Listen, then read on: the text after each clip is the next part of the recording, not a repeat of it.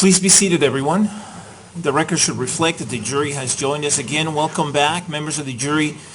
By the way, we will be ending at 3:30 today. That's the time when we have to stop to allow the person who has a flight to be able to make her flight. So you can make plans accordingly, okay? All right, the prosecution may call its next witness, please. Your Honor, the people call Officer Aaron Blue.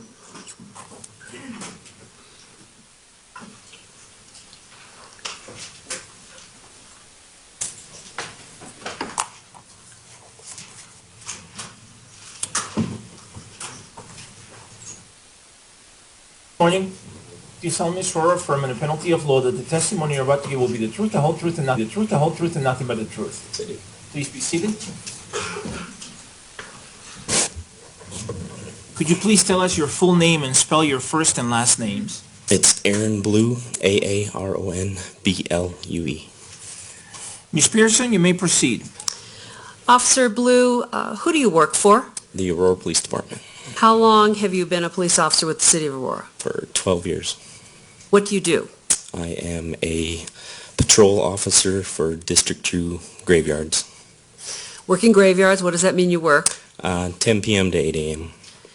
Working in District 2 in general, what area of the city is that? It's everything east of I-225 and north and south of Iliff. Does that then cover the area that the Century 16 Theater is located in? Yes, Were you on duty on July 19th and 20th of 2012? yes I was. On that night, did you hear a call requesting officers to respond to the Century 16 Theater in Aurora? Yes, I was dispatched to that. Were you dispatched specifically, or was it a call just for anyone to respond? It was for everyone, but I was specifically dispatched to it. What time did you get that call? It was about 12:40. When you heard the call, what did they tell you you were responding to? Shots fired. Where were you at the time that you got the call? I was about 6th Avenue and Airport, How long did it take you to get to the theater? maybe 2 minutes. When you arrived at the theater, where did you park? I parked in the northwest of the theater. Nearer to the theater or to the mall? To the theater, in the mall parking lot, essentially. Could I have Exhibit 41 or 4740 that's been previously admitted?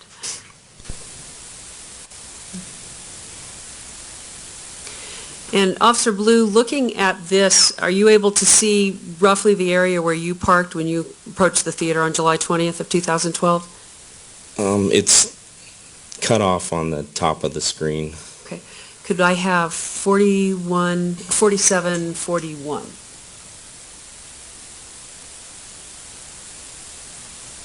Does that exhibit show you where you were? Yes. And if you can, there's a pointer that's sitting up there, and there's a microphone next to you, a handheld one as well, which may or may not be turned on. Okay. If you could point out on this exhibit where you approached the theater from and where you parked. Okay. I came in off Sable and Center Tech, and I parked right about here and entered the theater right about here in one of the side theater doors. Now, did you enter the theater? You can take a seat again. Did you enter the theater then on the front of the theater, Yes. but near the end, not the lobby? Correct. It was an exit door to a different theater. Are you familiar with this theater complex? Yes. Have you responded to calls there before since it's in your district? Yes. When dispatch was giving you information about the call, were they telling you that it was Theater 9? No, not initial dispatch. When you entered the theater from the corner, did you see other police officers on scene at that point at the front of the theater? Yes. How many, would you guess? There were only a few. Did you see more than one patrol car around? Yes. How many would you guess? Maybe 4.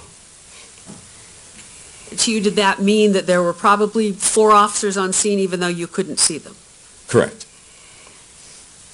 When you entered, you said through an exit door into another theater? Yes. Do you know what theater you entered into? I don't recall the number of it. So you entered into a theater. Where did you go? People were coming out, pointing to the direction of the back of the theater, saying it's coming from back there. So we cut through that specific theater into the hallway, and then I cut across the lobby area to where people were motioning towards Theater 9. Were there a lot of people in the lobby at that point? Yes. Did you see any people in the lobby who looked to be injured? Not at that point, no. Did you go to Theater 9? Yes. Had you been familiar with where Theater 9 was in the complex previously? Yes. When you got close to Theater 9, could you smell anything? It smelled like tear gas. Are you familiar with that from your work? Yes. Were you hearing any additional calls or information coming from dispatch as you were going towards Theater 9 that gave you more information before you actually got to Theater 9? Yes. Dispatch was, other officers were calling for containment on the backside of the theater. They needed more officers over there just to control that side of the theater. So instead of going into Theater 9, I didn't have a gas mask and it was starting to choke me up. So I knew that there was an exit directly to the side of 9, that I went out on that exit door to get to the back side of the theater. So there was an exit door you could use that did not require you to go into Theater 9 and exit through Theater 9? Correct. When you got to the back of the theater, what did you see? When I came out around the theater in the back, I saw it was Officer Oviatt had a gentleman down on the ground, and I came over to help him. Did you see any other officers with Officer Oviatt? Not at that moment, no. Can you tell us, could we go back to 4740, please? Looking at 4740, can you tell us where you exited the back of the theater? Let me put it up. So there should be an exit door right here in that area where I came out. Which would be on the other side of that dumpster. Correct. And then the exit to Theater 9 is the opposite side of the Is dumpster. on the opposite side, correct. Okay. So when you came out that exit door, where did you go? I came around and Oviatt was in this general area with a gentleman on the ground. You can take a seat again. When you first saw Oviatt with the person who was on the ground, what did you notice about this person on the ground? Was there anything that stood out to you? He was dressed in full protective gear. His whole body was dressed in protective clothing. Looked like a SWAT officer would wear or something like that. Did he have something on his head? No. But you said he had some kind of protective gear on? Yes. What did you do? It appeared like Officer Oviatt was searching him for weapons. He had him cuffed up, and at that point I helped him search him for weapons. I recall taking like a wallet out of his pocket, and then somebody pulled a patrol car up, and we ended up putting him in the back of the patrol car. At that time, did you say anything to the person that was on the ground? No. Did you hear him make any kind of statements when he was on the ground? No. Now, you said that you put him in a patrol car. Yes. Was he compliant getting off the ground? Yes. Do you recall whether anyone was giving him instructions to get up off the ground? I don't recall. I think we just lifted him up and put him in the car. When you lifted him up to put him in the car, did you have any sense of whether he was resisting you? No, he wasn't. Whether his body was tensed? No, he was just very sweaty. He was very wet. Was he, if he wasn't tensed, was he cooperative with you getting up? Yes. He wasn't limp like a sack of potatoes? No. Sustained. Once you got him up, you said he was very sweaty. Now, you indicated that he was wearing full ballistic gear, or what looked to you like ballistic gear? Yes. Do you wear a ballistic vest to work? Yes, I do. Is it hot in the summer to wear those? It is. Is it hot even when it's not the summer? It's hot right now.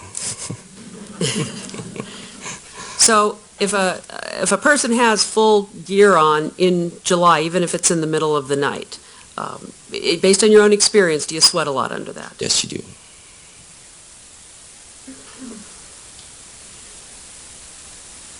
When you got him up off of the ground, you said a car pulled up and you put him into the car. Yes. Do you recall which officers actually were involved in putting him in the car?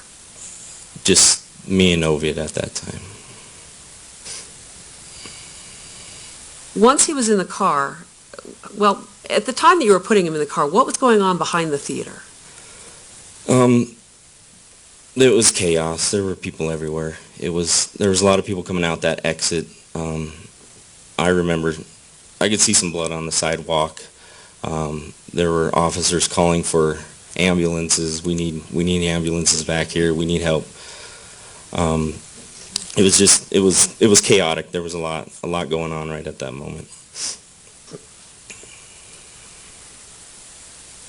Once he had been put in the car, did you stay with him right there?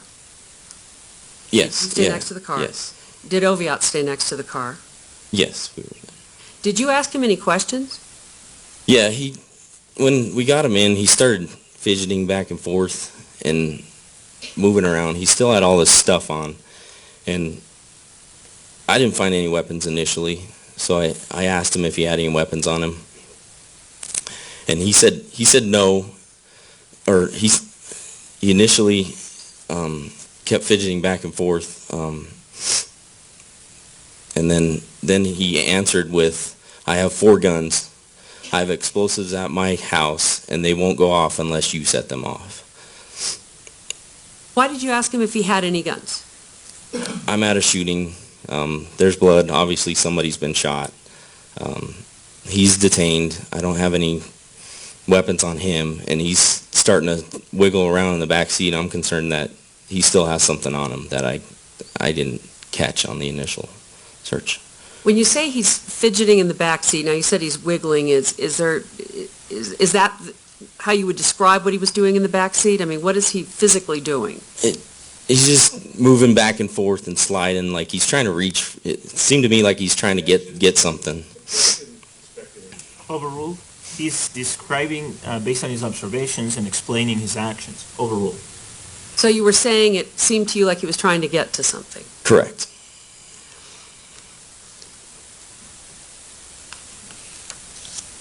When you asked him if he had any weapons, now you said that he had 4 guns. Yes. Did you ask him a question about explosive devices? No. Was that volunteered as part of that answer? Yes. Do you recall the actual language that he used? He just said, "I have 4 guns.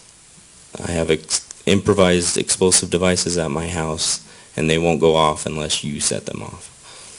Did he actually use the phrase improvised explosive devices? He did use that term. When he made this statement, did he say it clearly? Yes. Do you recall whether or not he was looking at you at the time? No, he wasn't. Did he have the gas mask on at the time? No. Where were you when you had this conversation with him? At the patrol car. He was in the back seat? Yes. Where were you on which side of the car were you? I believe I was at the door, right where we put him in. Do you know if you were on the passenger side or the driver's side? Would have been the passenger side, I believe. With the information that you got from him, what did you do with it? Did you tell someone that same information? I remember telling Sergeant Redfern that he has possible explosives at his address. Now, at that time, you said you'd taken his wallet out of his pocket. Had you looked inside of his wallet? Yes. Had you pulled out a driver's license? Yes. Did you look at the picture on the driver's license? Yes. Did it look like the person who was sitting in the car? Correct, yes. Was there an address on the driver's license? There was, yes. Was there any discussion with the defendant about what that address was? I asked if the address on his ID was his address, and he stated yes. Do you recall what that address was? It was 1690 Paris Did you pass that address along to someone else? to Sergeant Redford. And why did you do that? Just because he said he had explosives, and that we needed to add some resources over to 1690 Paris. When you were finished, did you have both his wallet and his driver's license? Yes. When you were finished with his wallet, what did you do with it?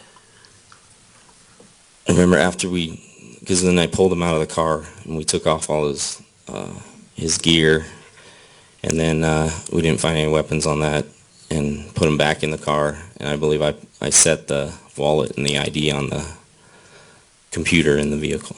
Would that be your common practice? Yeah, anybody's belongings goes with them. So Was it very chaotic during all of this time that you were with the defendant behind the theater? yes, Do you have any idea of how long, now you said he was fidgeting in the back seat of the car. Is that, yes, did you decide that, or did you participate then in another search of him? yes. Why was there a decision made to search him again? Objection, asked and answered. Ms. Pearson? This officer's recollection is, his recollection as opposed to someone else's, and they're all slightly different, Your Honor. No, this officer's already answered that question. We have not discussed this. I don't believe he did. I think it was a similar question, so the objections to leading question is overruled. So he was in the back of the car, and you said he still had all of his gear on. Correct. Did you determine that there should be another search done of him? My concern is I didn't find any guns, and he's moving around in the back like he's going to reach for a weapon, and I didn't want to leave him in a patrol car with all that gear, and he find a weapon and end up hurting me or another officer. Did you take him out of the patrol car? Yes. Was he cooperative with you getting out of the patrol car? Yes. Did he stand up under his own power to get out of the patrol car? Yes. Did you have to pull him out? Yeah, we pulled him out. But did he attempt to just stay in the backseat There of the was car? no resistance. He came right out.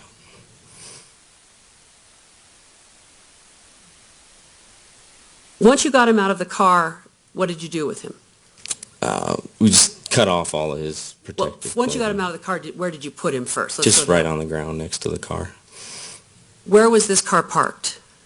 Just the same location where it came out, where Oviatt was. Is that behind the dumpster in that area? Yes. When you got him out of the car in that area behind the dumpster, what did you do with him? Just took off all his protective gear. How did you, Sorry, I didn't hear that. Can you repeat? Took off all the protective gear. All right. at that point, what did you observe that he was wearing?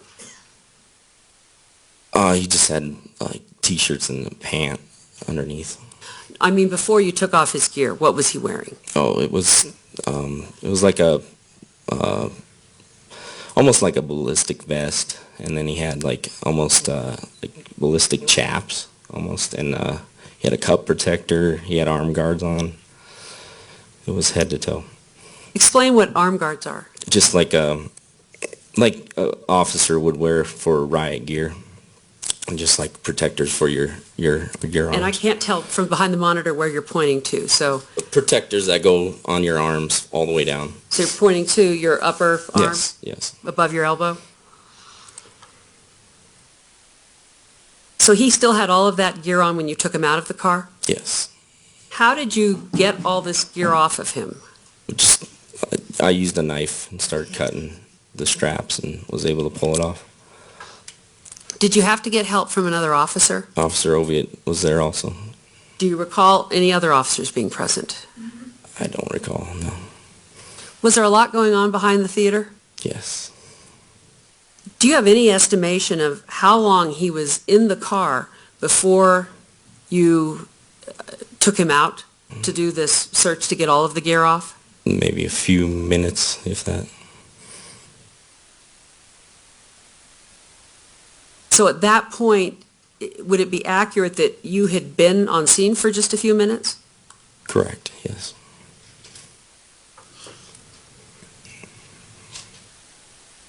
Were officers continuing to arrive behind the theater as you were there? Yes.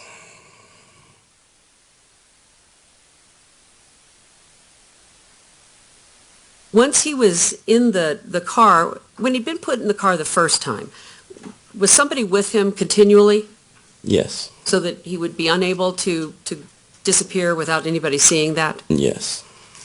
And once you had taken off all of his gear, what was he left wearing? Just a t-shirt and underwear, I believe.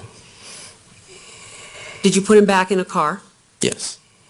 Did somebody stay with him throughout that time as well? Yes. And was he handcuffed the entire time? Yes. Was he cooperative with you getting back into the car after all the gear had been taken off? Yes. Is that when you noticed that he smelled bad, or was it prior to that? It was, yeah, when we got him back in the car. Yes.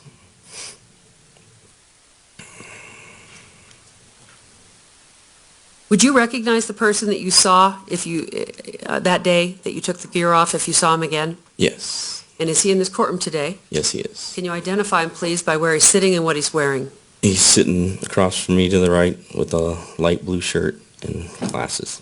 Your Honor, would you let the record reflect identification? The record will so reflect. Does he look different than he did on July 20th of 2012? Yes. How does he look different? His hair's cut and his color's changed. He doesn't have that orange hair that he had that night. When he was sitting in the back seat of the car, did you stay with him after you'd taken all of his gear off? No. Do you know who did? I asked Oviatt if he was good here, and Redfern already was calling for people to bring some cars to the back to help transport people to the hospital. So I left at that point. During the time that you were with the defendant,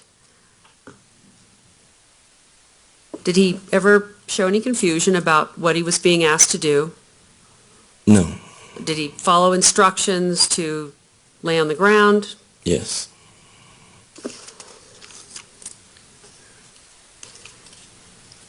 Once you left him in the patrol car, you indicated that there was discussion then of transporting victims. Yes.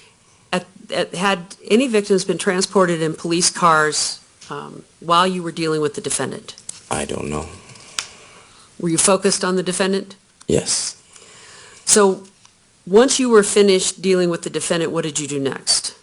I went back to where I parked my patrol car and drove that all the way back around to the back. How long did it take you to get your car and bring it back? Maybe a couple minutes. Was it hard to get your car around to the back of the theater? Yes. Why was that? There were people everywhere. There were cars everywhere. I had to zigzag and go over a few curbs to get back there. When you got your car to the back, was somebody put into your car? Yes. Do you recall what kind of injuries that person had? They were bringing out a female that was shot in the head and I believe in the leg. Did they put her into your patrol car? Yeah, I helped open my door, and then I went around the other side to pull her inside. And that's when I remember Officer Williams, I was just telling him I need to hold her airway.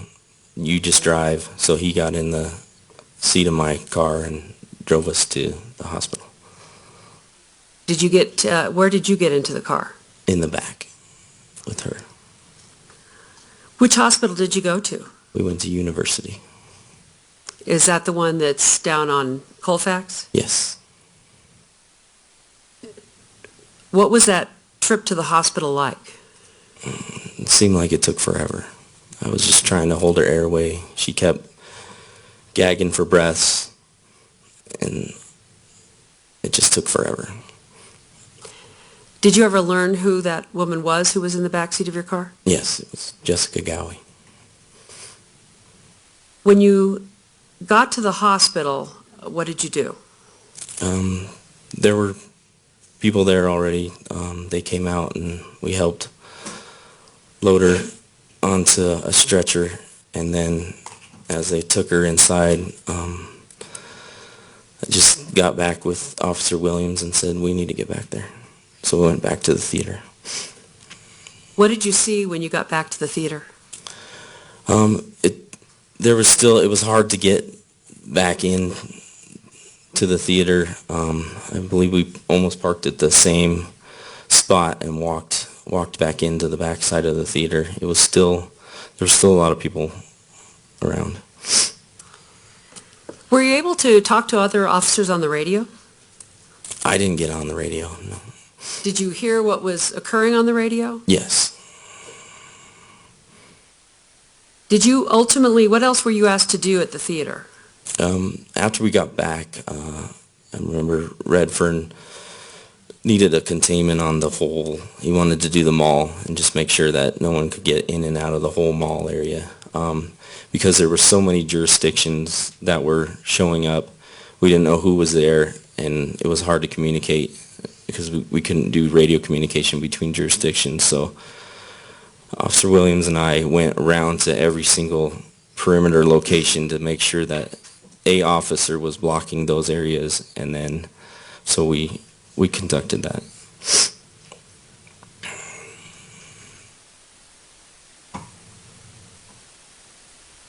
How long did you remain on the, at the theater that night? Do you have any idea when you left? It must have been 9 or 10 the next morning. One moment.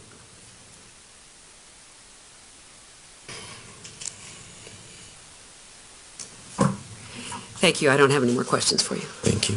Cross-examination, Mr. King. Morning, officer. Good morning. I have only a few questions for you here. If you bear with me, I'll jump around a little bit. All right.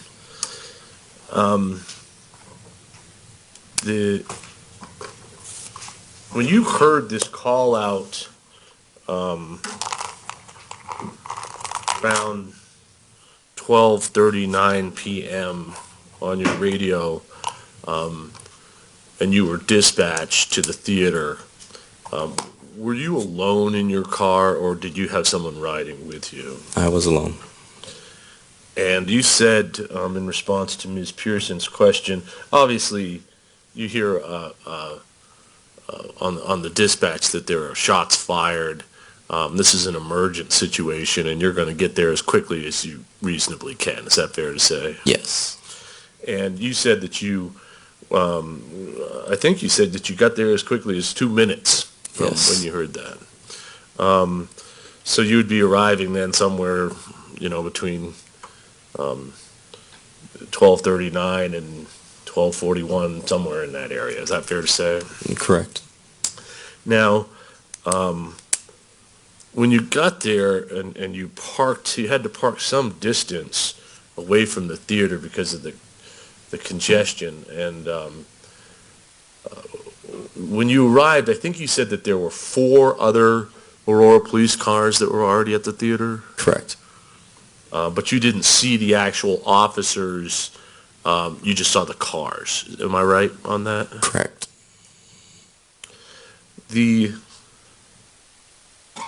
And you went straight, and correct me if I'm wrong, but you went straight from your patrol car to that theater and went right into that exit. Is that right? From Yes. the other theater? Yes. It sounds like you have some familiarity with this theater. Yes. Fair to say? Yes. how long would you estimate it took you to get from your patrol car into the theater? Less than 30 seconds. Okay? And then you went towards where you were being directed towards to Theater 9, correct? Yes. And then when you got to Theater 9, you experienced the gas, and you knew the exit to get out to the rear of the theater, fair to say? Yes. And so you immediately proceeded out that way because they were asking for officers to contain the rear of the theater. Correct. How long would you guesstimate it took you to get from inside the lobby of the theater to out behind the theater by where that dumpster is? Maybe a minute. Maybe a minute? Mhm. When you got out there, Oviatt already had the suspect in custody, is that correct? He was detained on the ground, yes. In handcuffs. Yes.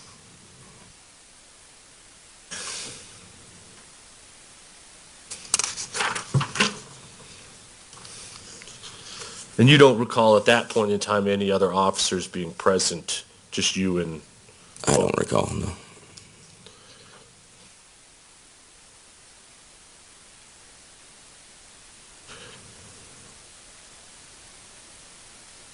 And you talked about the statements that the suspect made to you, and you said that those statements were made spontaneously, right? The statements about the explosives in the apartment. When he talked about the guns, yes. He said he had explosives in his apartment. And he said that he had 4 guns, he told you, right? Correct.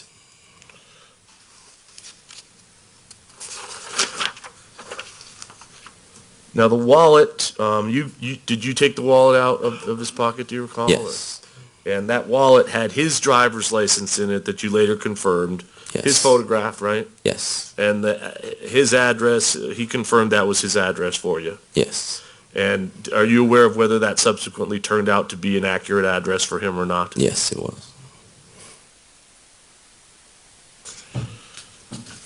Now, with regard to this, the secondary search, and this is really the last area I have a few questions for you on, sir. When you talked about him being in the patrol car, and you took him out because of the fidgeting and you had some concern, right? Yes.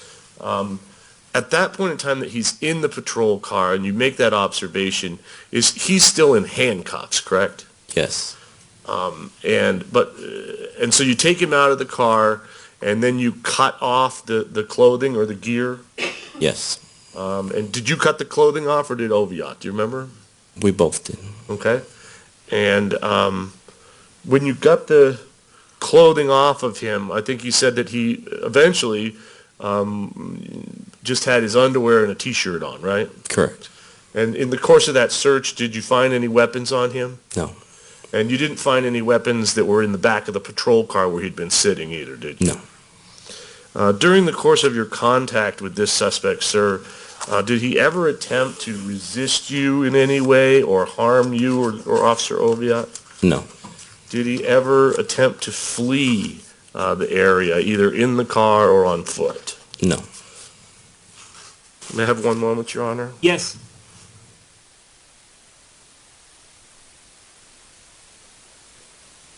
Thank you. Any redirect? No, Your Honor. Okay, officer, it looks like the jury has some questions, so I'm going to ask you to wait here for just a moment, please. Thank you.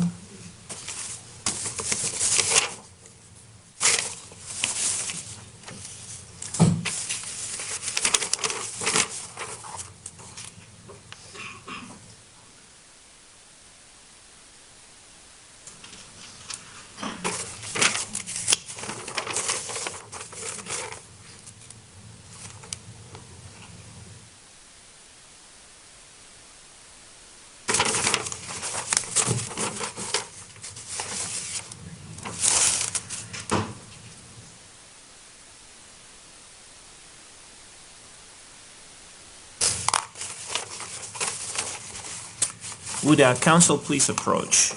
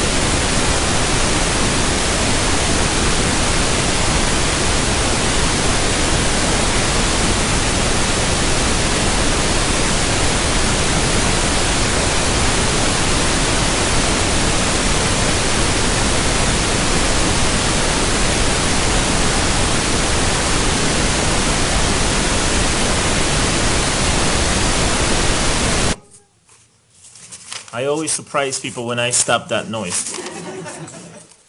All right, the jury has submitted some questions, officer, and I have found, based on the rules of evidence and other applicable rules of law, that these are appropriate, and so I'm going to ask them now.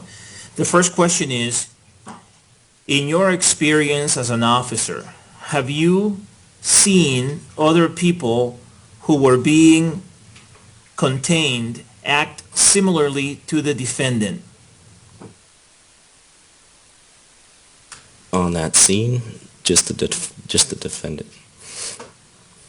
I'll repeat the question. In your experience as an officer, have you seen other people who were being contained act similarly to the defendant?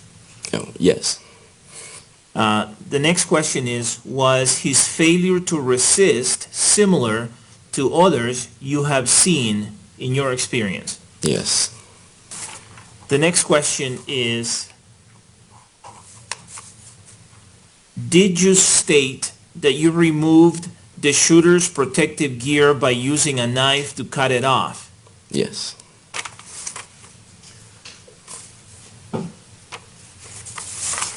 And the last question is, was the suspect speaking clearly and coherently for every answer he gave? Yes, he was. Any follow-up questions based on those questions, Ms. Pearson? Any follow-up questions from you, Mr. King?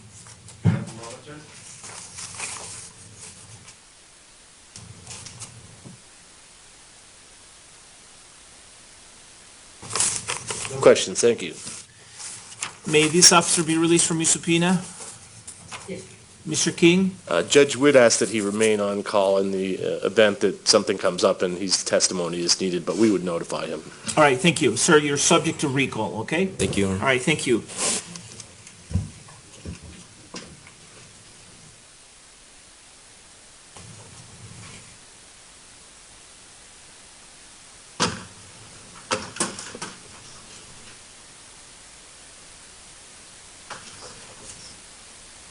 All right, call your next witness, please.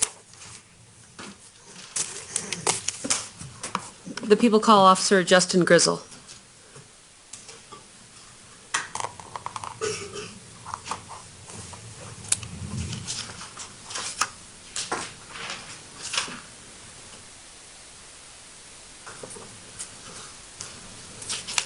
Good morning. You solemnly swear or affirm under penalty of law that the testimony you're about to give will be the truth, the whole truth, and nothing but the truth. Yes, sir. All right, please be seated. Could you please tell us your full name? Justin Grizzle, Grizzle. And how do you spell your first name? Justin, Justin. Ms. Pearson, you may proceed. Good morning. Good morning. Who do you work for, sir? The Aurora Police Department, How long have you been a police officer with the Aurora Police Department? going on 15 years. What do your duties consist of? Currently now, I'm the FTO coordinator, which means basically I coordinate the entire training program for our department when our recruit officers get on the road. What is an FTO? What does that stand for? Field training officer. So we have a bunch of officers that are responsible for training the new officers that come onto the road. Prior to working at the Aurora Police Department, what did you do? Firefighter paramedic, Who did you work for? West Metro. How long were you a firefighter paramedic? Intern there for 3 years. Were you on duty in the early morning hours of July 20th of 2012? Yes, ma'am. And on that night, what did your duties consist of? I was a patrol specialist, and basically I am responsible for calls for service. At that particular time, I was on a new developed task force, which we called the Summer Task Force, which our chief wanted to implement to impact high crime areas and stuff like that. So currently at that date and that time, I was assigned to the Summer Task Force. What were your hours on July 19th of 2012? 3 in the afternoon until 1 in the morning. So you were due to get off at 1 a.m. on July 20th. Correct, ma'am. Did you receive or hear a call for service to the Century 16 Theater at about 12:39 a.m. on the morning of July 20th? Yes, ma'am. What was the nature of the call? What were they asking? It was an advising you of? active shooter where people were actively being shot. Were you familiar with the Century 16 Theater at the Aurora Mall? Yes, ma'am. Had you been there before? Yes, several times. I have worked District 2 for 14 of my 15 years, and that's a place that I commonly would respond to or patrol. The theater is within District 2? Correct. Where were you when you got the call? I was approximately 32nd in Peoria, Smith and Peoria area. How long did it take you to get to the theater? I'm sure it felt like forever, but a few minutes. Were you driving fast? Very fast. Did you have another officer with you, or were you alone? I was partnered up with Officer Tony Green. When you got to the theater, how did you approach the theater? Where did you go to? I went to the back side, the east side of the theater, because I heard over the radio that somebody was airing that we need more officers to the rear of the theater. And if I could have Exhibit 4740 up, please, that's been previously admitted.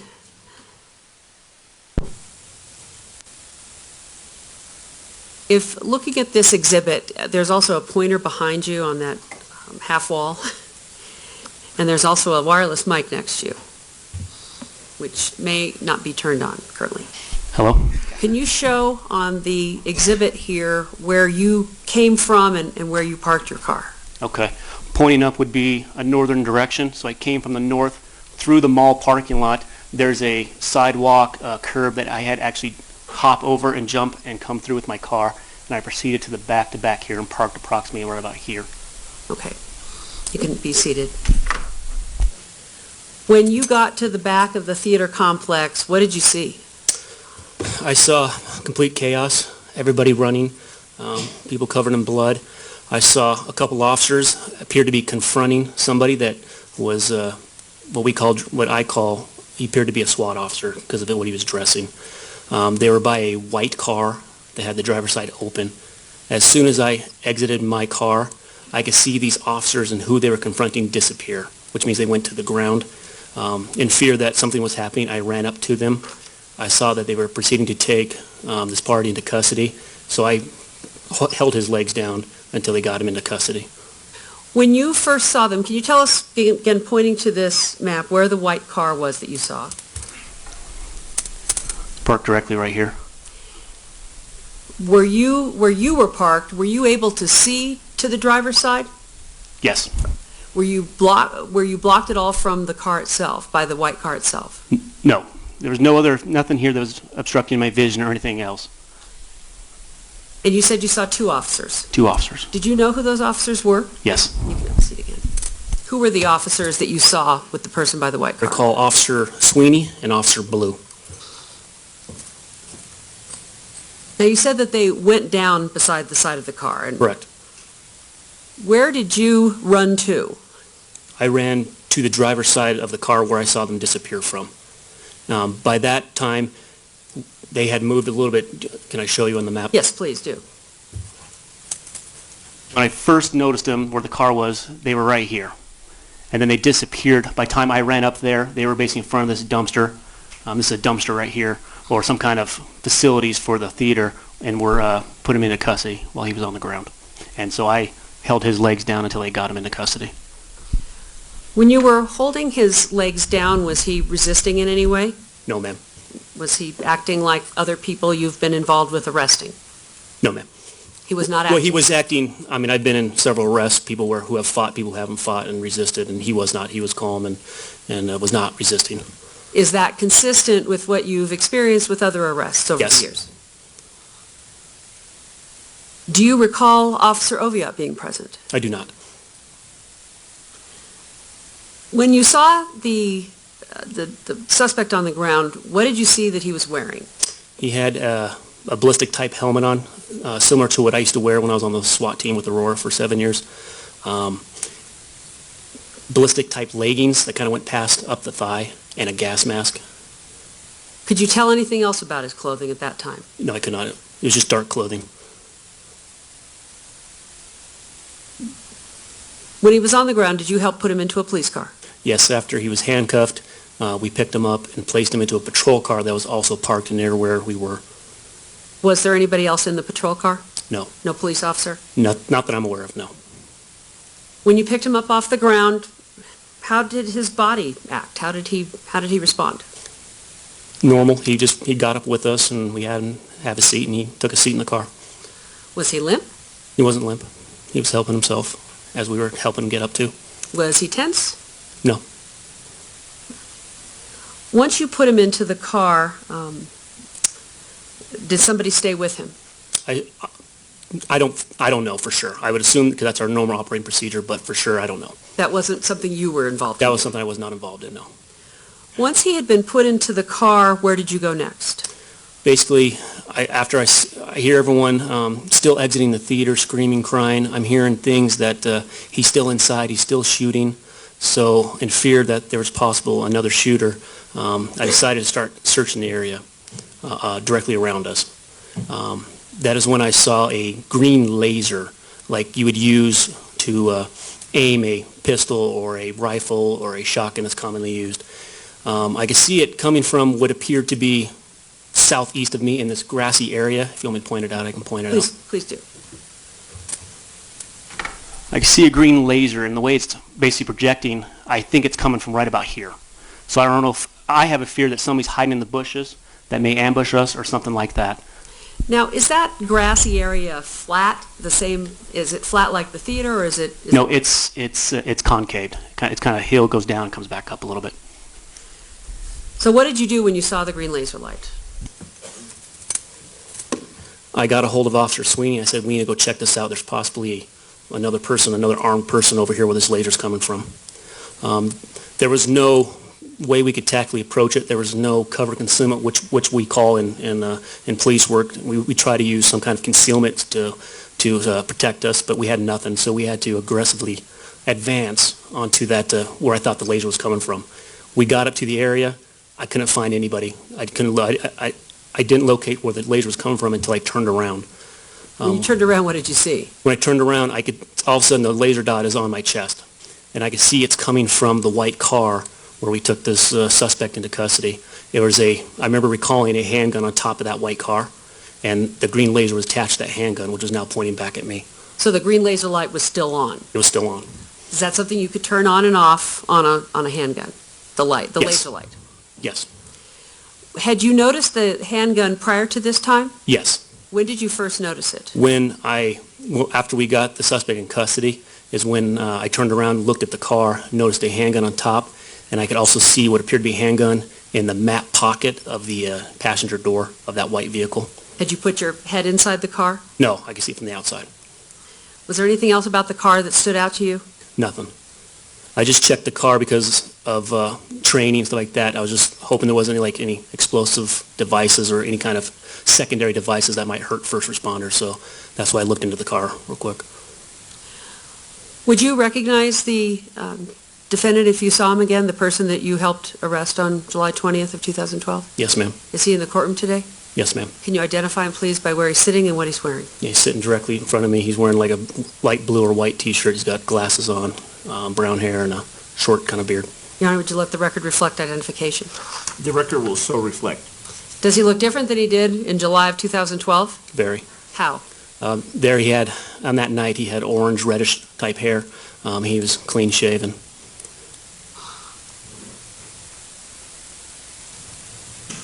Do you have any sense of how long has passed at this point since you arrived on scene until we're at this point where you have now finished searching the area behind the theater?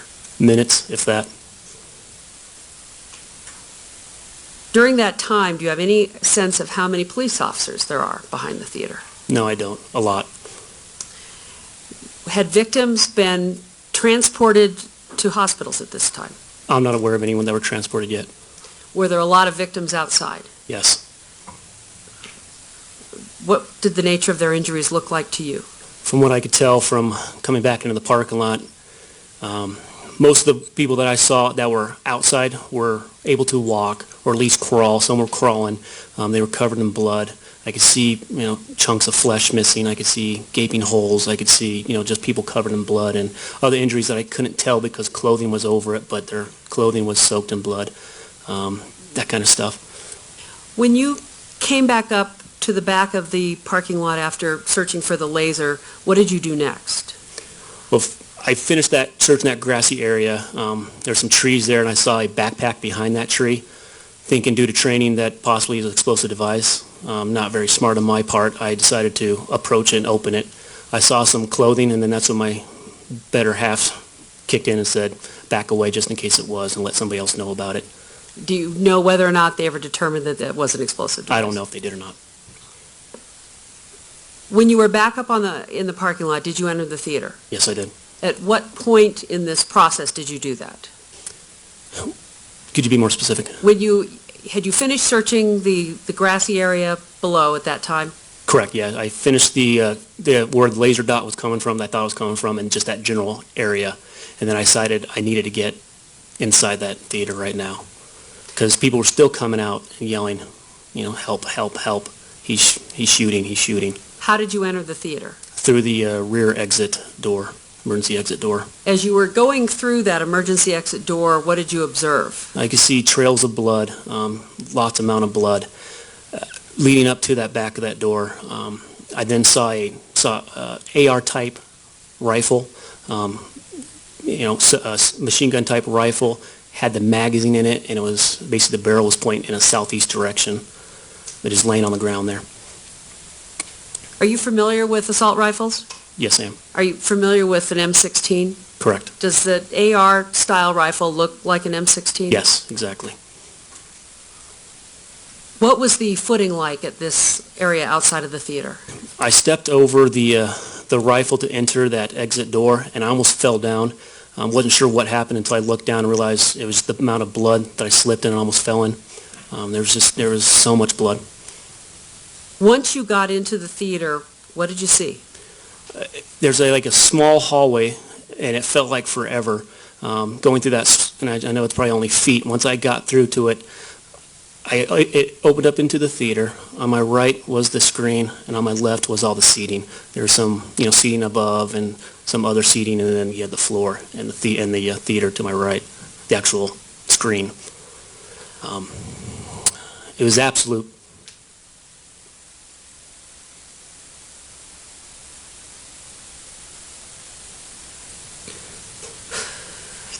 It was horrendous. It was a nightmare. Overruled? It looked like a war scene.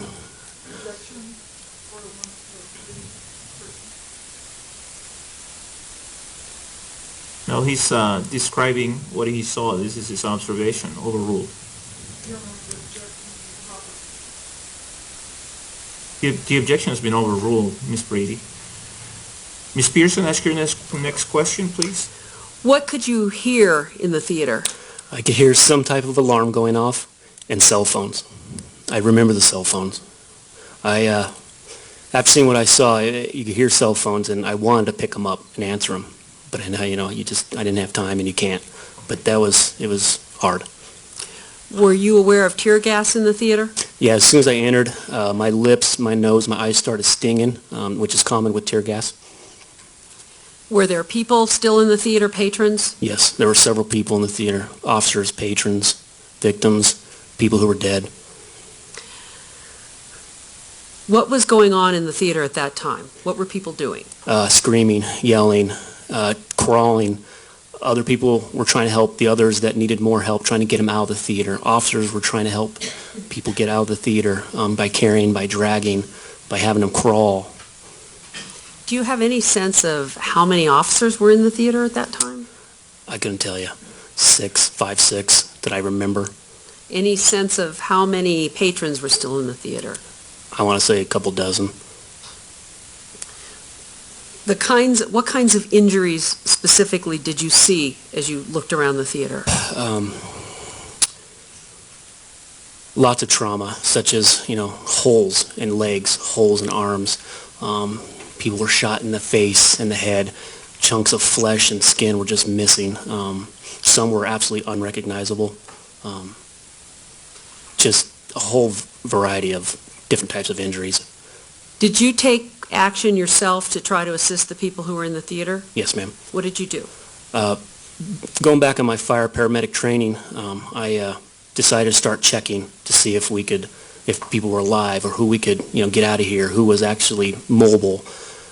So I started going around checking pulses and breathing and talking to people. How did you do that? Did you walk around the theater? Walked around the theater, assessing bodies that I saw on the ground. Did you walk up the stairs into the stadium seating? Yes. What did you do to try to help the people that you were finding that could be helped? Some, you would check for a pulse and couldn't find anything. Breathing, couldn't find anything. The ones that you found, I would try and sit up or at least roll on their side so they wouldn't aspirate on their own blood and vomit and whatever else was happening. Some you just knew were dead, and there's no point in checking. At the point that you had entered the theater, had you seen any fire trucks behind the theater? No. Were there any firefighters in the theater? No. When you were finding people that could be helped, what did you physically do with them? So it was so chaotic. I remember checking most ones I checked were dead. I remember, of course, the one that I will always remember is the little girl. I had to step over her because I knew she was gone and continue on, which is absolutely the hardest thing I had to do. But going back on my training, I had to save the ones that I knew I could try and save. So with the absolute knowing that this was far beyond what we're capable of, I exited the theater and I got a hold of Sergeant Redford. I said, we need to start getting these people to the hospital now. And what did you do? I went to my patrol car. I emptied it out what I could to make more room for as many people as I could put in there. I got into it. I drove it up to the rear of the exit, and I started loading people into my car. Do you recall the kinds of people that you put into your car on this trip? A couple of them, yes. On the first trip, yes. How many trips did you ultimately make? 4. And 4 trips to hospitals? 4 trips to hospitals. Did you go to more than one hospital during that? 2 separate hospitals. How many people did you transport? 6. So going to the first trip, how many people did you take on the first trip? 2. Did another officer go with you as well? Yes, ma'am. Please describe the passengers, the people that you took to the hospital on that trip. One was a female who appeared to be shot in the face and possibly the chest, who was unconscious, non-responsive, covered in blood, chunks from her body missing. We put her in the back seat along with Officer Natasha Cabouet. And then we put a male in the the front passenger seat next to me, who appeared to have been shot to the head too. He had a bandage around his head and he's covered in blood and dripping blood. Was he associated with the woman in the back? He was either her husband or boyfriend at the time. I'm not quite sure. But yes, they were together. Once you got them in the car, what did you do? I left the parking lot to go to a hospital. I aired to dispatch whether I got across or not. I have 2 critical patients en route to Aurora South. Now, is Aurora South also known as the Medical Center of Aurora? Correct. Do you know which? Is one of them an older name and one a newer name? For 15 years, I've always called Aurora South. That was just what was taught to me, and that's what it's always been in my entire career. But it's the same hospital? It's the same hospital, yes. During the trip to the hospital, what was going on in your car? The female was starting, she would breathe and then stop breathing. And I would yell at her just to hang on. We're almost there. Stay with me. As Officer Cabouet attended her, I could hear her, breathe and then stop breathing. And we would both yell at her and try to keep her going. The male that was sitting next to me kept saying he needs to go back. I need to go back. I need to go back. He was like, I need to get my daughter. My daughter's still there. My daughter's still there. And that's when it hit me that the little girl that I walked over is probably theirs. So at one time, he tried to jump out the car as I'm running code, lights and siren to the hospital, because he wants to go back to get his daughter. So I have to not only drive, now I have to grab him by his shirt and hold him in from jumping out of the car. Knowing the entire time that I just wanted to tell him she's gone, but I couldn't do it.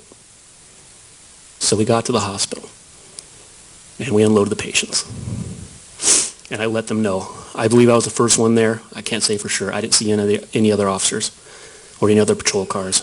I told them, you're going to have a lot more gunshot victims coming in, so be prepared. Did you learn who the woman was who was in the back seat Yes. of your car? Later on. What was her name? Ashley Mosier, And the person who was in the front seat, did you learn his name? I never got his name. After you finished dropping the first two people off at Aurora South, what did you do? I aired on the radio to Sergeant Redford, asked if we had more patients needed to be transported. He said, get back here now. So I proceeded code, lights and siren, back to the theater. Were more people put in your car? Yes, I drove back to the back of the theater on the east side again, and two more people were loaded up into my car, both in the back. Do you recall anything about their injuries that you observed? I just recall them being covered in blood and moaning and screaming, and that's it. Do you know what gender they were? I don't know race, color, creed. Were you Sex. did you have anyone else with you on that trip? No, ma'am. Where did you go? Aurora South again. When you got to the hospital, did you drop them off? Yes, I did. What did you do next? I tried to get back on the radio, but it was so busy now, I decided to go back to the theater in case I needed more. I went back to the back side of the theater again. Did you pick up another person to take to the hospital? Yes, I did. Do you know who that person was? Yes, ma'am. What was his name? Caleb Medley. Can you describe his condition, what you observed about him? He had significant amounts of trauma to his face. He was unrecognizable. I thought he was gone. But then I could hear him breathing, so he's not gone. Covered in blood, moaning, gurgling on his own blood, aspirating. Where did you take him? I took him to University Hospital. Why did you go to University rather than Aurora South? I figured by now Aurora South was being inundated by patients and victims, so I figured we need to start putting them someplace else so they can get the proper treatment. Did you talk with him while you were driving to the hospital? Yes. He made some of the most awful noises I've ever heard. I could tell he was dying.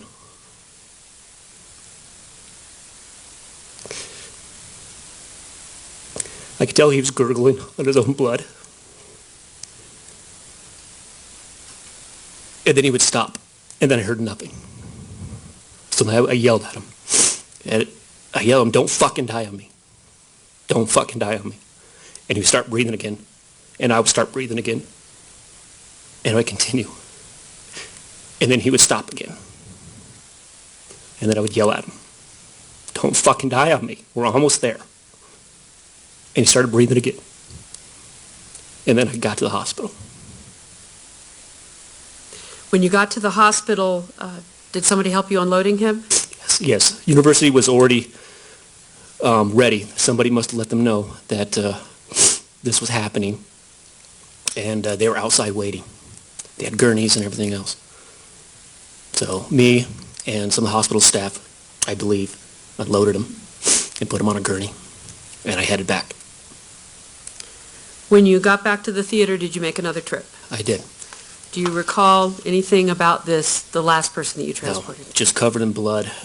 Really wasn't saying anything. Was quiet. Wasn't quite sure. Just laying in the back of the seat. Just covered in blood. Not sure what the injuries were. What hospital did you go to? University again. Once you got this person to the hospital, what did you do? I aired on the police radio to Sergeant Redford if he needs me to come back. Are there any more patients?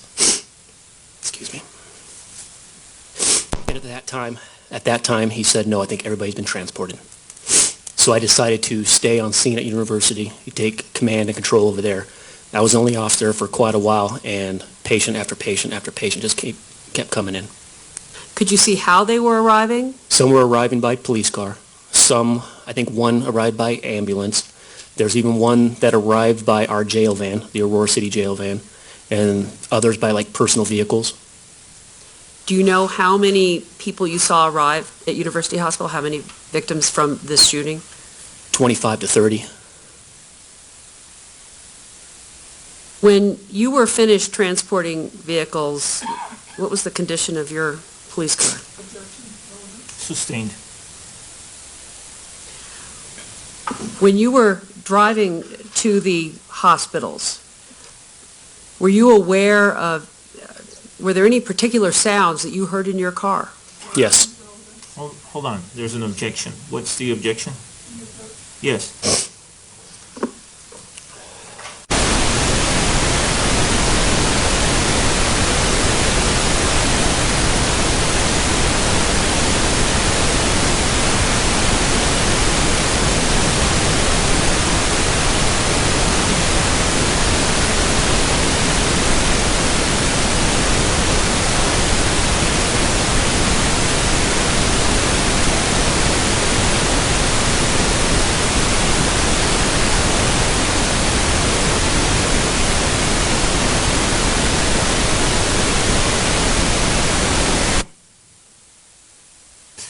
The objection is sustained.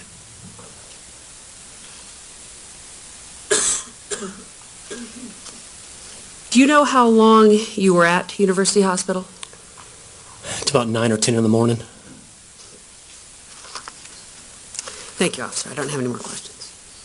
Is there any cross-examination, Ms. Brady? It looks like the jury has some questions, sir. If you could give us a moment, please. Yes, sir. All right.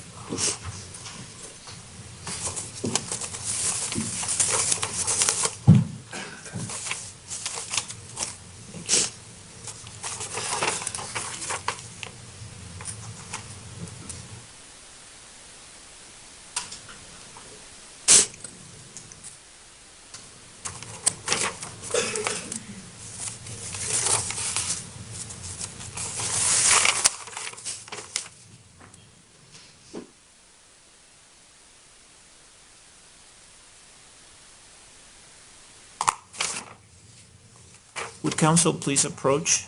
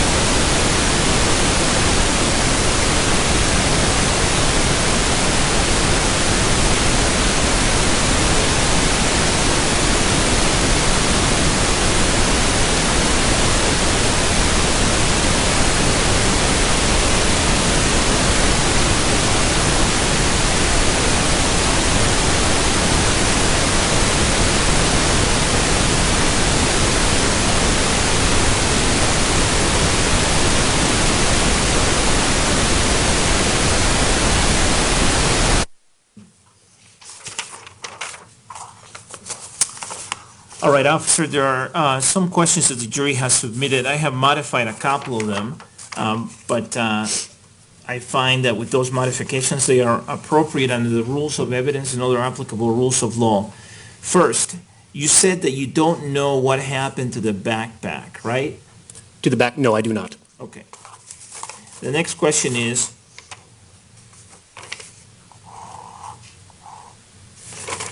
Did you report the backpack to anyone? Yes, I did. And then lastly, do you know whose clothes they wear? No, I do not. Any follow-up questions, Ms. Pearson? Officer Grizzle, once you saw the backpack and the contents of it, was there anything about it that looked like it was involved in this case or in this No, crime? no, it did not. It was like a backpack full of clothes, but I wasn't sure, so I just backed off anyways. Thank you. Any follow-up questions from you, Ms. Brady? No, thank you. All right, may this officer be released from his subpoena? You may. Any objection, Ms. Brady? All right. Sir, you're subject to being recalled for testimony later, okay? Okay. All right, thank you. Thank you, sir.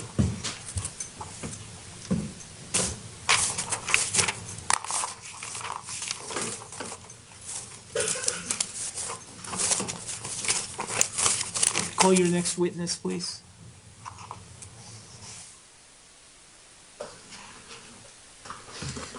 The people call Sergeant Stephen Redfern.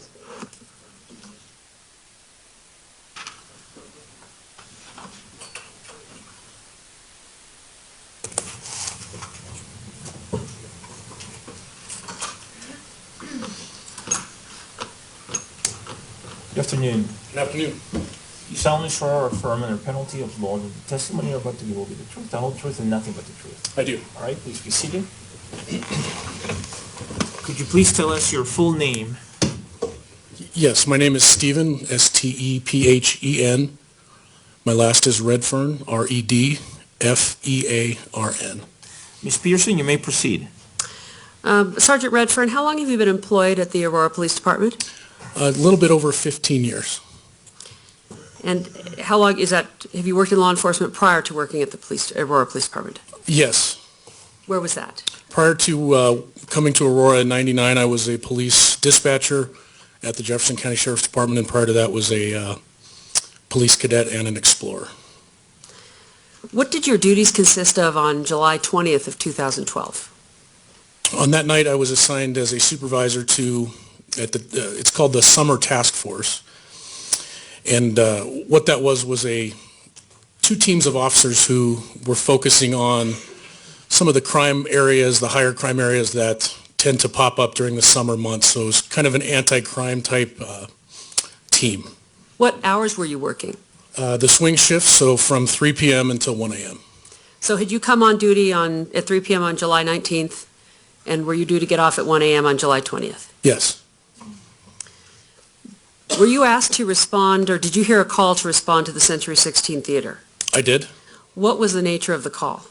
The call had come out that there was a shooting at the theater. And were you getting any more information than that before you arrived? I was not too close. I was in the northern part of the city, so it took me a couple minutes to get there. The only information I was receiving was that the dispatcher said that people were still shooting in Theater 9, and then the first officers had arrived and were calling out that they were at different locations with gunshot victims. How did you approach the theater? What direction did you come from? I came south on Sable from Alameda, and I came in the east entrance to the theater off of Sable. I think it's Center Point. And then I drove over a curb and entered the parking lot. Did you go to the front or the back of the theater? I went to the back, the east side of the theater. When you got to the back of the theater, what did you see? When I got to the back of the theater, there were 3 Aurora police officers that were with a handcuffed subject who was on the ground, and they were in the process of either had already started or were starting to get him to a standing position when I pulled back there. Do you recall who those officers were, or do you know who they were? To the best of my recollection, it was Officer Blue, Sweeney, and Oviatt. When you came into the back of the theater, was there anything else going on behind the theater at that time? At that time, that was the main thing that I focused on. There was not a whole lot going on at the back. I was hearing radio transmissions that there was a lot going on inside and at the front, but initially back there there wasn't a lot going on. Did you see any anybody who appeared to have been shot behind the theater at that time? At that time, no. Subsequently, yes, but initially I did not. When you saw Officers Oviatt, Sweeney, and Blue, where were they behind the theater? And if I could have up People's Exhibit 4740. And then there's a pointer behind you, and there's a wireless mic there as well, which you, I think, will need to turn on. If you can point to where you came in. I don't see the entrance here, but the entrance I drove in would have been just kind of on the top of the TV, if you would. I came south on Sable, I pulled in, and then I drove over some kind of curb here and then drove right back to about this location, so fairly close to the rear exit here of the theater. Where did you see Officers Oviatt, Sweeney, and Blue? Right in that area. Right about here, there was a white vehicle parked, and they were they were on foot in that area to the rear of the vehicle. So all pretty close to this exit. There's a dumpster there. It's all taking place right in that area. You can go ahead and have a seat. When you first got there, now you said that the person was on the ground. Is that correct? Yes, that's what I remember. Did they get the person up? They did. It's hard to get into these seats with your utility belts on, aren't it? Did they get him up on his feet? They did. And what did they do with him? They placed him into the back seat of my police car. I remember them removing some items of clothing and things like that from him, and then they put him into my police car. What happened next? Once he was put into your police car, I guess, first of all, let me take a step back. When he was put into your police car, did you stay in your police car? For a short time, for a couple minutes, yes, I did, and he stayed seated in the back. Did you have any conversation with him when he was in your car? No. When you said for a couple of minutes, what did you do after a couple of minutes? During those minutes or after? I'm sorry. Well, during those minutes, what were you doing? I initially was doing some work on my laptop computer, my MDC, mobile data computer. I had received an identification card or driver's license that appeared to belong to the person that they had detained, and I initially tried to look up some information on him to see what I could find. Did you do that? I did. Were you able to find any kind of information? Yes, I ran a routine clearance check through the crime computers, and then I also looked in our Aurora Police in-house record system, if you will, and I pulled up both his name and his address in our in-house system. Do you recall what that address was? I don't remember the apartment number, but it was an apartment building at 1690 Paris Street in Aurora. Did the address that you were pulling up in your computer match the address on the driver's license that you had? I believe so, yes. Was there any information that you were finding at that point that was associated with that address? Yes. What was that? When I pulled up a history of calls, so calls for police service at the 1690 Paris address, I noticed that there had been a noise complaint called in at that same address that was on the ID within the prior hour. So I don't remember the exact time, but it was about an hour or less prior to arriving at the theater. Someone had called in a loud music complaint at the apartment that at that time I believed to belong to the suspect. Did that information concern you? It did. Why? I'm not really sure why at the time it concerned me. It just didn't seem right to me. That's the best way I can put it. The fact that at the time we believed that the suspect that the officers had just handcuffed was a suspect in the shooting, the fact that there was a pending or a recent loud music complaint at his same apartment seemed like more than a coincidence to me.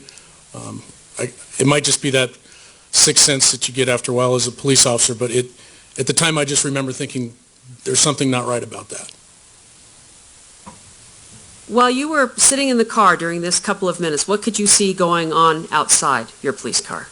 Initially, there wasn't a lot of activity going on, but after, and time's a little hard for me, exact times on the timeline of things, but within a few minutes or less, people started to come out of the rear area near by the theater.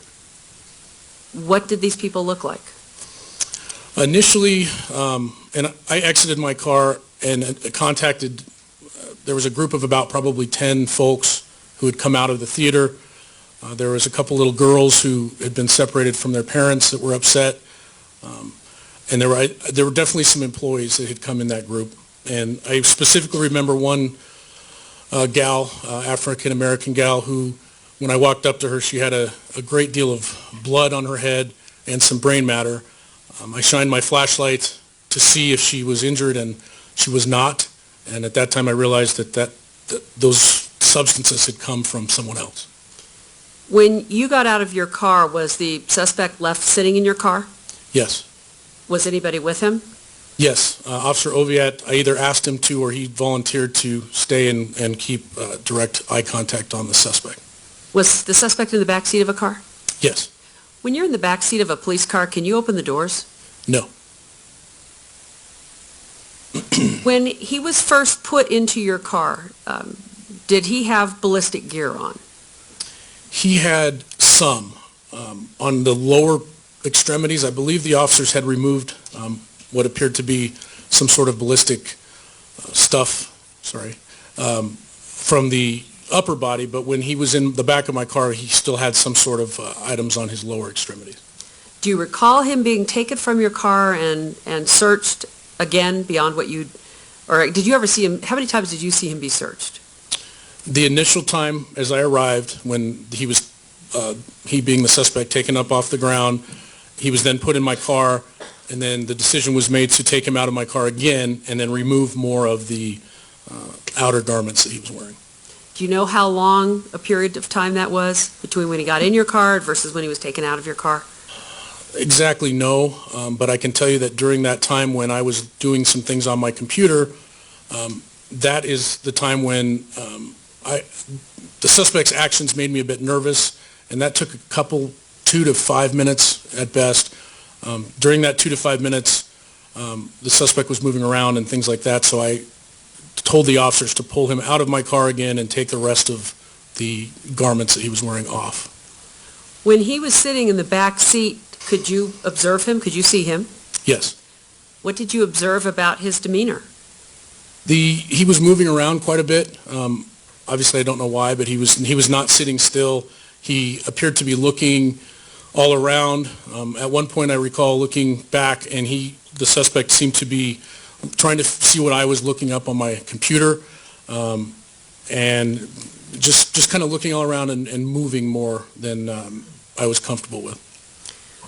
Was the way he was behaving consistent with other people who've been arrested that you've had in your police car over the years? Not really. Most people that, when they're put in a police car, will just sit there and for whatever reason they're in the car, but most of the time they'll A, either converse with you, or B, just kind of sit there and wait to see what's going to happen next. And how was his behavior not consistent with what you normally see?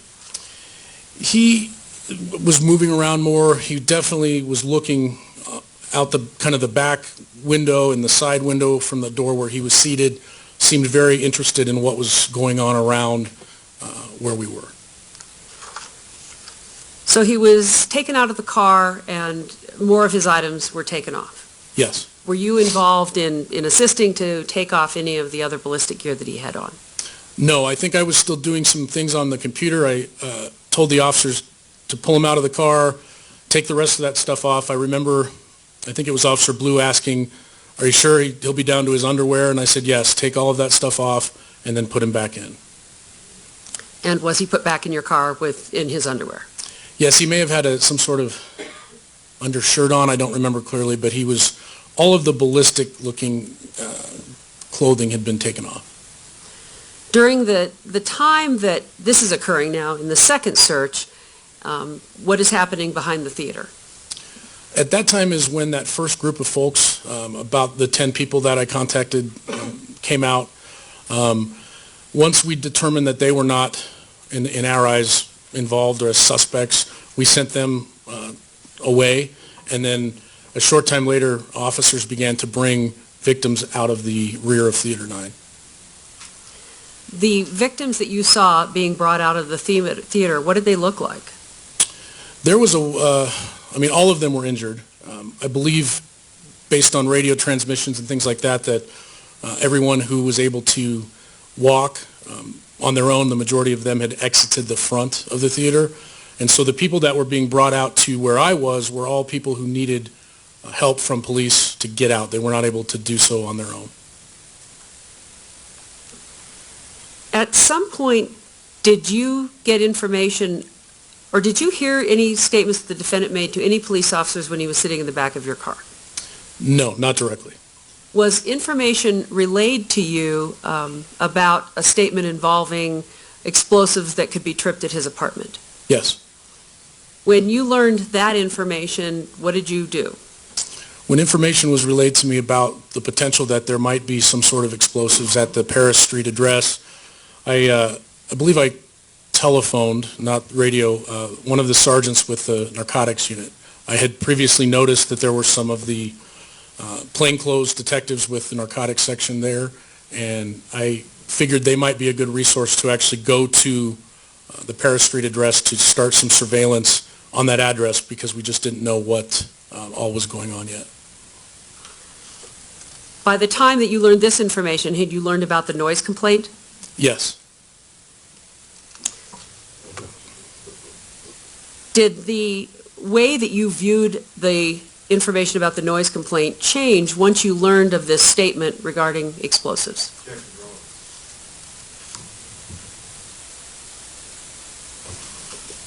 What's the relevance? Why don't you approach?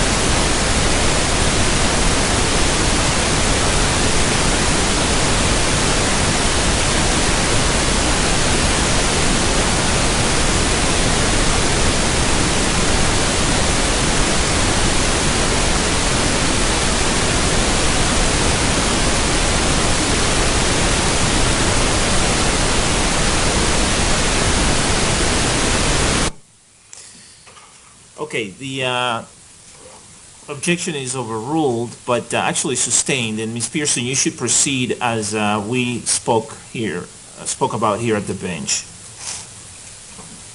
When you had learned of the noise complaint at the apartment, and when you learned that there was information about possible explosives, did that drive your decision to ask somebody to go and look at the apartment? Yes.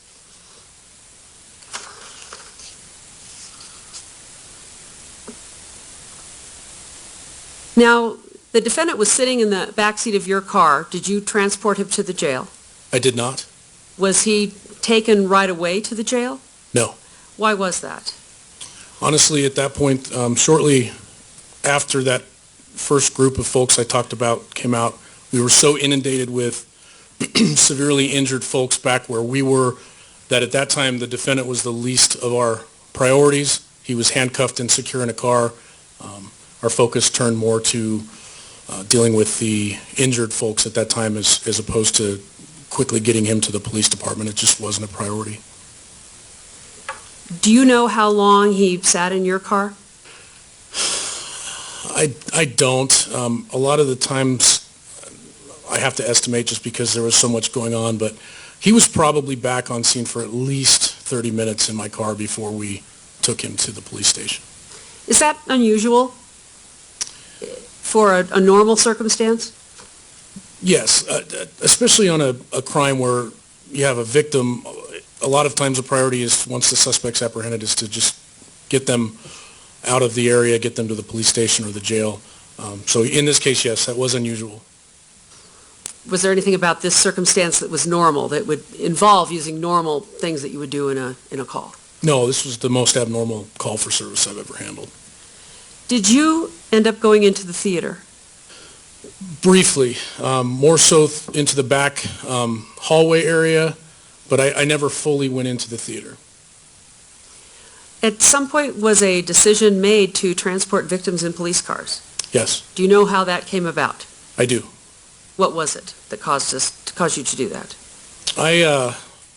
After probably 12 to 15 injured people had been brought out by officers and set down on the sidewalk area, we'd made probably 8, 10 requests via radio for ambulances, for paramedics, and none of those were answered.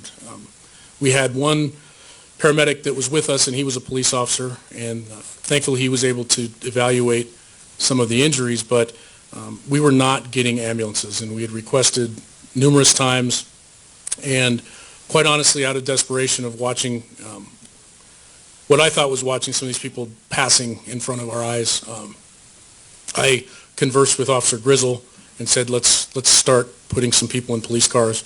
I told him to go get his car. He did that, and that began kind of a process of taking all of the folks that we had in the back, putting them in cars and sending them to hospitals. Was his the first car that was used to transport a victim to the hospital? Yes, he had an unmarked police car that night, and I believe we were able to put someone in the back, and then he made subsequent trips back to the theater. Did you stay in the back of the theater once he had left for the hospital? Yes, I ended up kind of supervising the evacuation of these victims. Once the officers would bring them back to us, we tried to evaluate who needed to go first.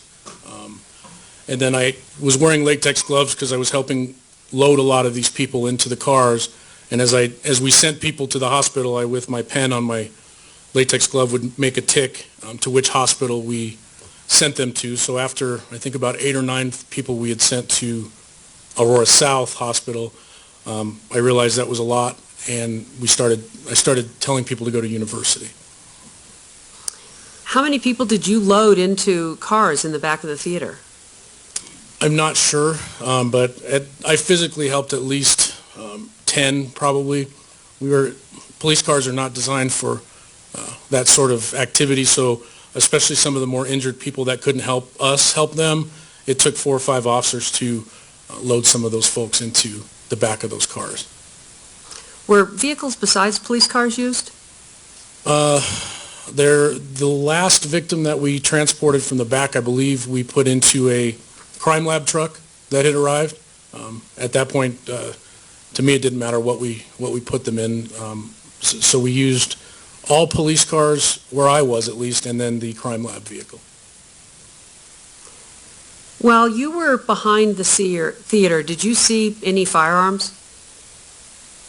Yes. Where did you see them? There was a what appeared to be a Glock pistol on the roof of the white sedan that was parked behind there that we had believed was the suspects. There was a handgun in the passenger side door pocket of the suspect vehicle. I could see it sticking out of the door pocket down on the door of the passenger seat or passenger side. And then I saw a long gun. It looked like a rifle or a shotgun laying at the entryway from the back where we were to the hallway leading into the theater. Did anybody disturb any of those guns? Anybody pick them up who shouldn't have picked them up? Not that I saw. I think everybody wanted to leave them where they were, and I didn't see anybody doing anything to those.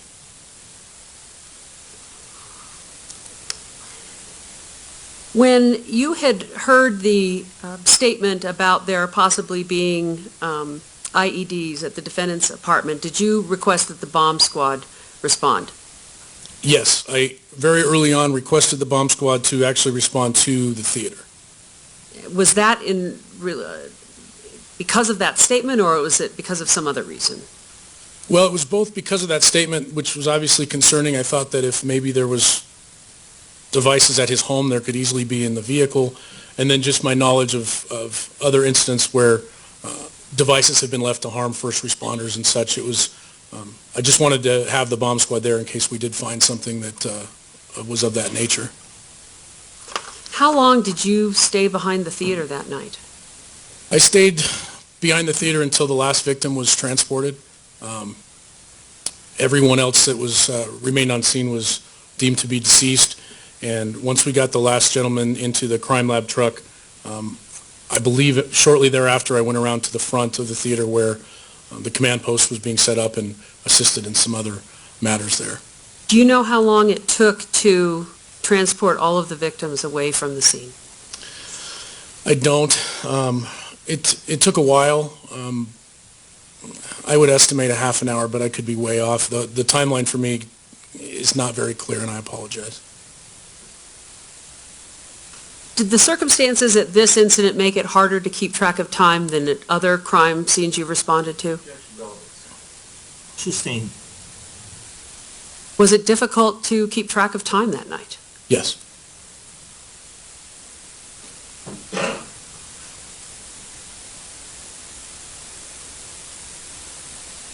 Thank you. I don't have any more questions. Do you have any cross-examination, Mr. King? 3 minutes? Go ahead. 2 questions, Sergeant. Thank you. Sergeant, when you responded to the theater, you went directly to the back of the theater. Is that correct? That's correct. And you did so, and correct me if I'm wrong, but because Officer Sweeney had radioed for a car in the back. Yes, almost the exact time I was pulling into the area, Officer Sweeney relayed via the radio that he needed I believe he said, marked police car to the back of the theater, so I went there. Now, I think you said in direct testimony that listening to the radio traffic, it seemed like there were other officers responding to the front of the theater, but when you went to the back of the theater, the only officers that were there were yourself, Oviatt, Blue, and Sweeney, correct? That's the way I recall, yes.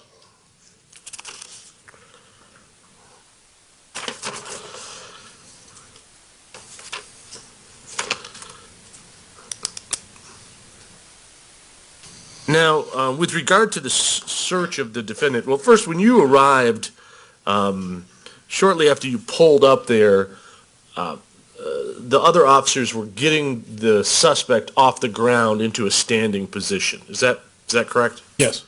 And it was at that point that he was placed in your car, right?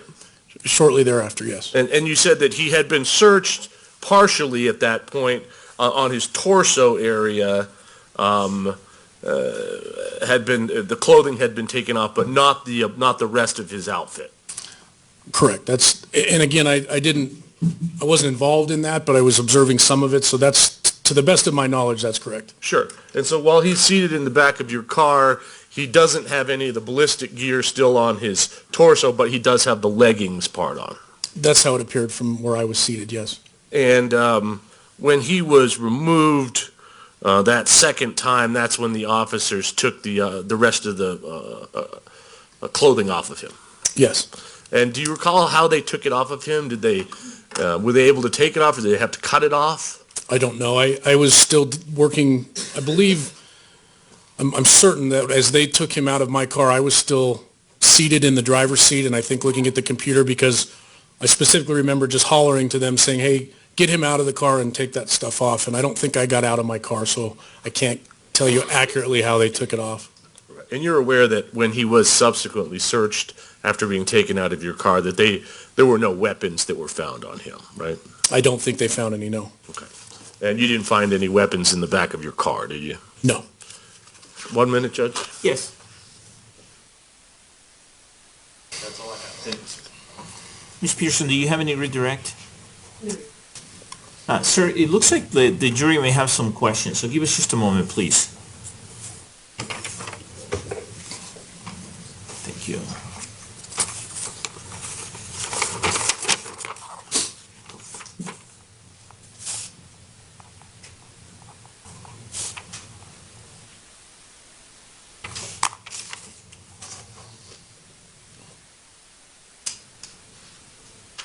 Would counsel please approach?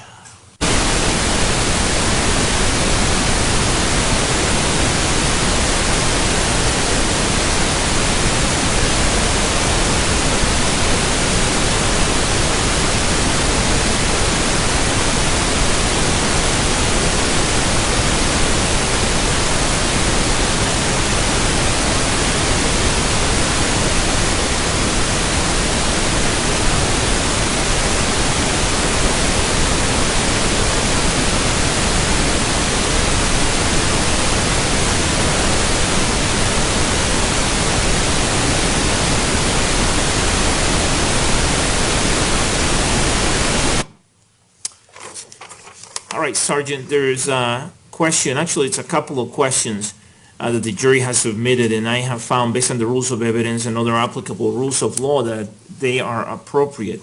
The first question is, in your experience as an officer, after the defendant's gear was off and he was sitting in the car, was his demeanor similar or different than other defendants you have observed? And then the follow-up is, how was it similar and different to what you observed in the past with other defendants? I can read it again if you need me to. No, I'm just trying to think best how to answer that. That's, for me, a tough question, just because I'd never dealt with a situation such as this. Just the enormity of the situation. So it's hard to compare, for me, it's hard to compare the demeanor of this defendant to others because I'd never dealt with a defendant or a suspect that had been involved in something like this. What struck me about this individual was the desire, it appeared on his part, to be very concerned with what was going on outside of the car. And as we were dealing with victims, the suspect was very interested, it appeared, based on turning around and looking what was going on as to what was happening.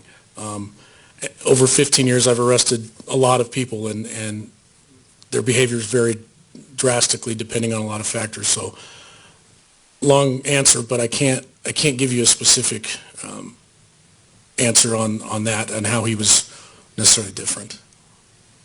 Okay, any follow-up questions based on those questions, Ms. Pearson? No. Any follow-up questions from you, Mr. King? No, thank you. All right, may the sergeant be released from his subpoena? No. Any objection, Mr. King? Judge, we're again asking that he remain on call should testimony be needed later. All right, thank you. You're subject to the defense's subpoena, and you may be recalled, okay? Yes, sir. All right, thank you, sir. Thank you. All right, members of the jury, it's almost 12:20, so I think it makes sense to take our lunch break. Is it okay with you if we take 1 hour since we're having a short day today? Anybody not okay with that? Okay, great. Are the parties okay with taking 1 hour? Yes. All right, let's take 1 hour. Please follow all of my advisements. All of them apply during the lunch break. All of them are extremely important. Enjoy your lunch. I'll see you back here at 1:20.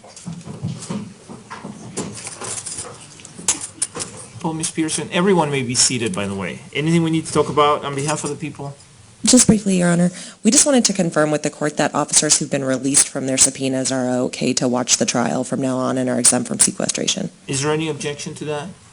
No objection for officers that have been released from their subpoena, none at all. Okay, all right. So that request is granted, or the request for clarification is granted, and so yes, that is correct. Officers who have been released not only from your subpoena, but also from any subpoena by the defense, they are no longer subject to the sequestration order. Okay? Anything from the defense at this time, Mr. King? No, thank you. All right, enjoy your lunch. Thank you. All rise.